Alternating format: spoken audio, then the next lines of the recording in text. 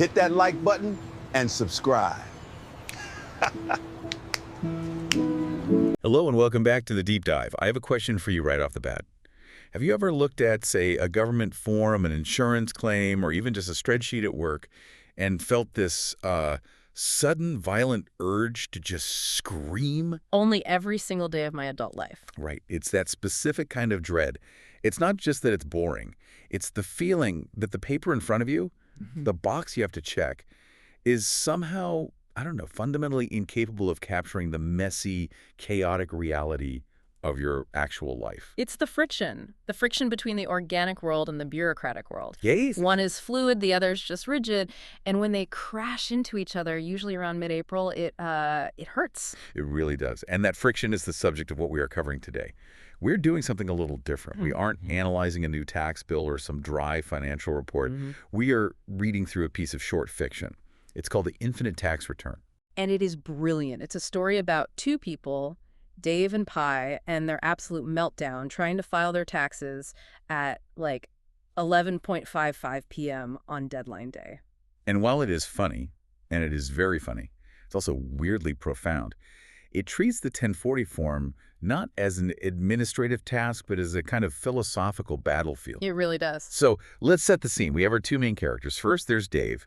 Dave is the anchor. He's the guy who just wants to get it done. He's all of us. He's terrified of that audit. He's tired. He probably has to be at work in the morning. He represents that, get it done mindset. Dave is the pragmatist. He accepts the rules of the game, not because he likes them, but because, well, he doesn't want to go to prison. And then there's Pi. And Pi is, well, how do we even describe Pi? Pi is a force of nature, just completely. Pi is obsessed with mathematical purity, with the infinite nature of the universe. And for Pi, the idea of simplifying anything, rounding a number, ignoring a decimal, it's an act of violence, it's a lie. So you have the pragmatist versus the purist, and they are stuck in this kitchen.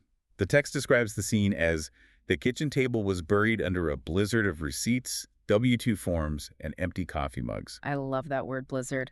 It implies you're totally lost in it. It's a whiteout condition. You can't see the horizon. You don't know which way is up. And in this blizzard, the battle begins almost immediately with line 12, business mileage. This should be simple, right? Dave says, okay, I drove my car 4,500 miles for work. The rate is 67 cents per mile. Let's do the math. But Pi just stops in cold, because to Pi, 4,500 is a very suspicious number. It's too clean. It's too clean, exactly. Pi looks at Dave with pity and disdain, which is a rough look to get from your partner at midnight. It really is. And says something like, Dave, you say 4,500 miles as if distance is a straight line. Have you accounted for the curvature of the Earth, the lane changes, the slight sinusoidal weave of your driving pattern? The slight sinusoidal weave. I had to pause when I read that. Pi is literally talking about the fact that you don't drive in a perfectly straight line. You drift. You weave inside the line. Right. And Pi argues that those tiny micro-movements, those inches left and right, they add up to real distance, but the odometer ignores them. The odometer just counts the wheel revolutions. In a general forward direction. So Pi calls the odometer an integer-based liar. An integer-based liar. That is a very aggressive stance to take against a dashboard instrument. But is Pi wrong? I mean, technically. Well, no. Technically, no. If you measured the exact path of the tires, including every lane change and every pothole you dodged, the number would not be 4,500.0. It would be an irrational number. And Pi claims to have calculated it as 4,500.09823111405, and then threatens to just keep reciting decimals forever. Which is where I side with Dave. Dave just slams his hand on the table and yells, the IRS does not care about the 09823. They just want a number. And that's it. That is the whole conflict right there. Dave is arguing for utility. The number needs to be useful. It needs to fit in the box so the computer can process it. And Pi is arguing for truth, for absolute truth. If you leave out the decimals, you're lying about the reality of the physical universe. It's like Pi is trying to file taxes for the universe, not for a household. Exactly. Pi lives in the continuum. The IRS lives in the discrete. And this philosophical split gets so much worse in the next scene. They move from mileage to the general instructions on the form. Oh yeah, the big one. The form says round to the nearest dollar. And this just triggers a full-blown existential crisis for Pi. It really does.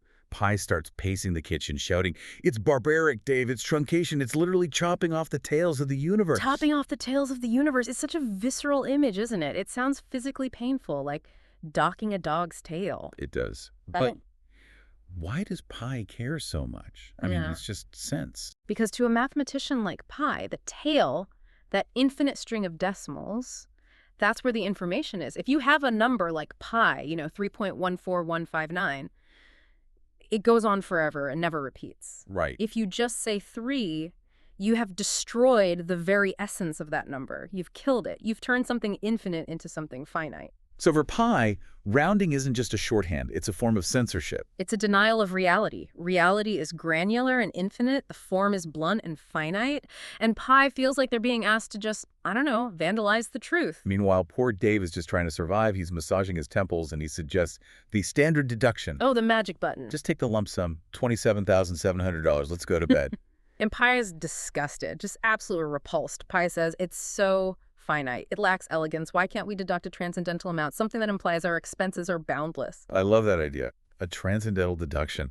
Dear IRS, my expenses cannot be expressed by algebra. They are, in fact, a mystery. Imagine the audit on that one. Please provide receipts for your boundless expenses. But Dave brings it right back down to earth with the best line in the whole story. He just mutters, because we bought a Honda, not a Starship. And that grounds us immediately. We might feel infinite. We might feel like our souls are starships. But we have a Honda payment. We live in a Honda world. And the Honda world requires integers. So pi reluctantly writes something down. But later, when Dave goes to check the total deductions box, Oh. pi hasn't written a number. Of course not. Pi has written a formula. The story says it involves integrals and the Greek symbol theta. Oh, naturally. Dave is horrified. He's trembling. He says, you can't submit calculus to the federal government. He's picturing men in suits knocking on the door. And he's right. The IRS computer system, which is notoriously old, by the way, it cannot parse calculus. It can barely parse English. But Pi's defense here is so fascinating, and I want to dig into this quote. Pi says, prison is just a box, a square. I don't fit in squares. I love that. And then this. I'm showing them that our poverty is relative to the expansion of our debt, which, coincidentally, approaches infinity. That is a powerhouse line. Poverty relative to the expansion of debt. Yeah, it kind of stops being funny for a second and gets really real. It does. Because if you have ever been in significant debt, especially high interest debt, it doesn't feel like a static number. It feels like a living thing. It grows, it expands, it feels like an exponential curve moving away from you. So Pi is using calculus, the math of change, to describe their financial situation because what simple arithmetic isn't depressing enough? Because arithmetic is insufficient. Arithmetic says you owe $10,000. Calculus says you owe an amount that is accelerating away from your ability to pay it. Pi is trying to capture the velocity of their financial struggle, not just the position. It's emotionally accurate, even if it's legally gibberish. Exactly. It's the difference between a photograph and a video. The tax form wants a photo. Pi is insisting on showing them the whole video. But, you can't write that on a 1040, so they have to move on. They finally get to the calculation of tax owed. Dave taps away on his normal calculator. A simple non-calculus calculator. Yes, and he says, okay, we owe $1,250. A perfect, clean integer. And Pi gasps. That's impossible. To Pi, the probability of real-world economics landing on a perfect zero is, basically non-existent. It implies a total lack of entropy. Pi grabs the calculator and shouts, it's bad math. You forgot to factor in the entropy of the dollar since January 1st. And the inflation rate is a variable curve, not a flat line. And again, Pi is technically correct. The purchasing power of a dollar on January 1st is different than on December 31st. Inflation fluctuates. But the tax code has to pretend a dollar is a constant unit of measurement for the whole year. Right. But Pi is not having it. Pi demands the grocery receipts. And specifically, Pi wants to calculate the sales tax on a banana they bought in March using the Fibonacci sequence. The Fibonacci sequence. The golden ratio. Of course. Pi is yelling, it was a spiral, Dave. Nature is geometry. The tax code must reflect nature. And this is where Pi makes a fundamental category error, right? Pi assumes that because the banana is a natural object and nature loves spirals and geometry, that the tax on the banana must also follow those natural laws. But taxes aren't natural. No. Taxes are social constructs. They are arbitrary rules made up by people in square rooms. Pi is trying to apply the laws of physics to the laws of Congress.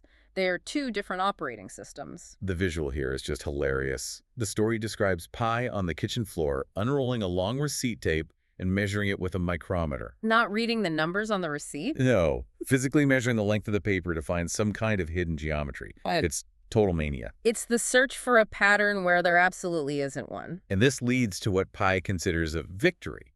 Pi has a breakthrough. Pi devises a whole new formula. Okay, walk us through this math. All right, so Pi says, if we divide our adjusted gross income by the square root of the number of days you spent crying about your job. Hold on, stop. The square root of the number of days you spent crying about your job. That is a variable I do not think TurboTax asks for. It definitely doesn't. But let's be honest, it should. That's the misery index.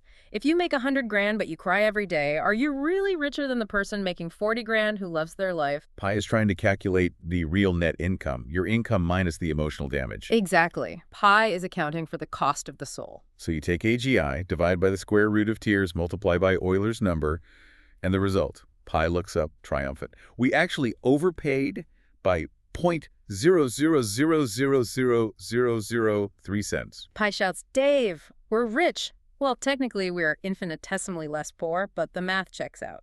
See, this proves it. For Pi, this was never about the money. It was never about a refund. Right. It was about the equation balancing. It was about finding order in all that chaos. But for Dave, this is the breaking point. He realizes that if he lets this go on, they will be measuring receipts until the sun burns out. He has to make a command decision. He does. And the text calls it the betrayal. Dave walks over to the laptop. He opens the tax software. He clicks standard deduction. And he hits submit. Without the calculus, without the Fibonacci banana. Gone. Pi watches in horror. Pi asks, what did you do? And Dave simply says, I rounded. Oof, that phrase, I rounded. In this context, it sounds like a confession, like I gave up or I lied. Pi looks like they've been physically slapped. The reaction is so intense, Pi claims to feel truncated. And listen to this. I feel like a rational number. I feel like a fraction. That is a deep-cut insult in the math world. Explain that. Why is being a rational number so bad? A rational number is something that can be expressed as a simple fraction, like 1/2 or 3/4. It terminates. It's clean. It's defined. Pi identifies as an irrational number, something that goes on forever, that can't be pinned down, that is mysterious and infinite. To be called rational is to be called boring. It means the system has won. It means you've been solved. So by filing the taxes, Pi feels like they've been reduced from a complex, infinite human being to a simple statistic. Yes. The bureaucracy has stripped away all the infinite detail of their life and left only a social security number and a box-checked married filing jointly. That's a genuine fear, isn't it? That we are all just data points at the end of the day. It is. We all resist being simplified. We want to be seen as complex. But the story doesn't end on that bleak note. We get this resolution that I found surprisingly touching. Dave walks over to Pi, who's slumped in the chair, and he hugs Pi from behind. This is the reconciliation. And Dave says, it's okay. You're still infinite to me. Ah. It sounds a little cheesy, but in the context of the story, it completely works. It works because it acknowledges the duality that we all have to live with. Dave is saying, look, for the government, for the Honda dealer, for the bank, you have to be a number. You have to be rounded. Right. But here, in this kitchen, with me, you can be as irrational and infinite as you want. It's the separation of the public self and the private self. Exactly. We truncate the truth for the form so that we can protect the infinite truth for our loved ones. We round to survive society, but we don't have to round our souls. Pi is still a little grumpy, of course. Pi says, you're just saying that to make me feel better. And Dave admits, I am. Now come to bed. It's 11:59 p.m. And Pi, being Pi, just can't let it go completely. The final line is Pi asking, wait, 11.59 in how many seconds? Because if we time this right, we can go to sleep at exactly. And Dave just reaches out and turns off the lights. Cut to black. It's the perfect ending. You can't argue with the light switch. So we've laughed at Dave and Pi, but I think this story really sticks with me because it highlights something we all do. Which is? We're constantly negotiating between the messy truth of our lives and the neat little boxes we have to fit into. We are. And I think the expert takeaway here is that rounding isn't necessarily a bad thing. How so? Well, think about it. If we lived like Pi, if we insisted on acknowledging every decimal point, every slight nuance, every sinusoidal weave of every conversation or transaction, we would be paralyzed. Right. Society would grind to a halt. We'd never get out of the grocery store because we'd be busy measuring the bananas. Exactly. Civilization relies on a shared agreement to simplify things. We agree that a mile is a mile. We agree that 11.59 is basically midnight. We agree to round off the edges so we can interact with each other without going insane. So truncation is the lubricant of society. It is. It's a necessary fiction. The odometer is a liar, as Pi says, but it's a useful liar. It helps us get where we're going. But there's a danger if we forget that we're doing it. Right. The danger is if you start believing the box is the reality. If you start treating people like integers instead of infinite variables, you need a little bit of Pi in your head to remind you that the map is not the territory. We need to visit the infinite, but we can't live there. Not if we want to avoid an audit. Or if we want to get any sleep. That is a very solid place to land. It makes me feel a little better about the stack of forms on my own desk. I might just go ahead and use the standard deduction this year. Probably for the best. Put the micrometer away. I will. But before we go, I want to leave you, our listener, with a question to chew on.